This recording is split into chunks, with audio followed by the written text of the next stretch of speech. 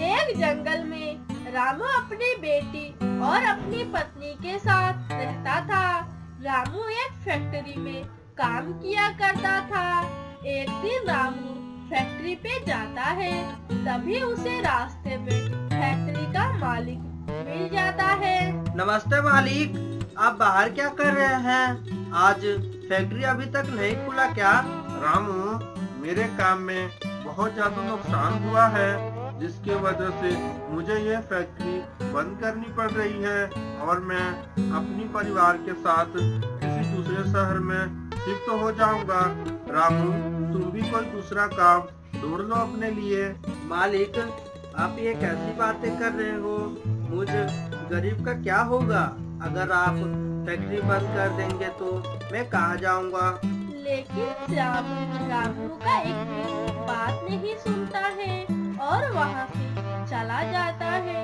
फिर रामू भी उदास मन से अपने घर जाता है। क्या हुआ जी, आज आपके काम का छुट्टी है क्या? दोस्तों, आप मेरी वीडियो को देखते हो पर मेरी वीडियो को लाइक सब्सक्राइब नहीं करते हो। दोस्तों, मुझे बहुत बुरा लगता है। प्लीज दोस्तों, मेरी वीडियो को लाइक सब्सक्राइब कर दीजिए। नहीं लीला, मालिक का फैक्ट्री में बहुत नुकसान हो गया था, जिसके वजह से मालिक फैक्ट्री बंद करके दूसरे शहर चले गए। लीला, अब हमारा खर्चा कैसे चलेगा? अजी, आप चिंता ना करें, आप कहीं और जाकर काम का तलाश करें। फिर अगले दिन रामू काम की तलाश में कई जगह जाता है, पर उसे कोई काम नहीं मिलता है। इसी तरह से कुछ दिन बीत जाते हैं और घर में भी कुछ खाने को नहीं होता है।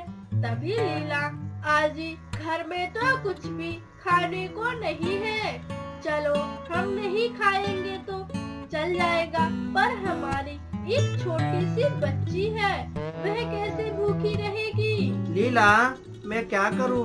मैं खुद भी काम का तलाश कर रहा हूं। तो तभी पिंकी बाहर से खेलकर आती है। पिताजी, मुझे 10 रुपए दे, मैं ऑमलेट का पराठा खाने जा रही हूँ बाहर।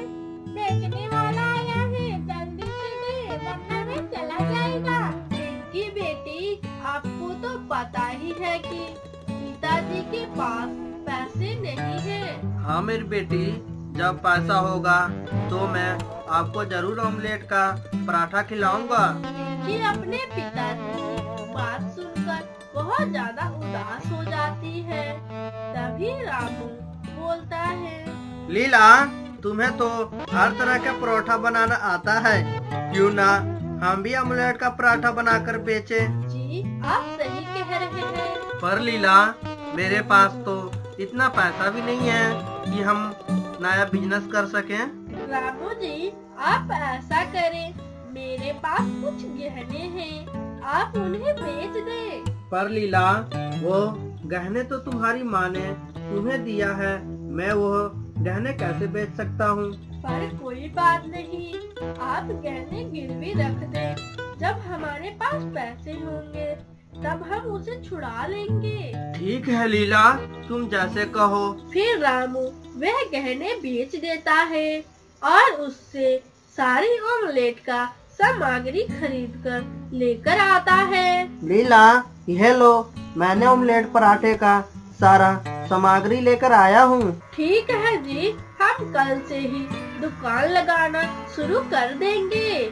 फिर अगले दिन लीला और रामू और उसकी बेटी पिंकी तीनों अपना सामग्री लेकर बाजार में चले जाते हैं और लीला ऑमलेट का पराठा बना देती है।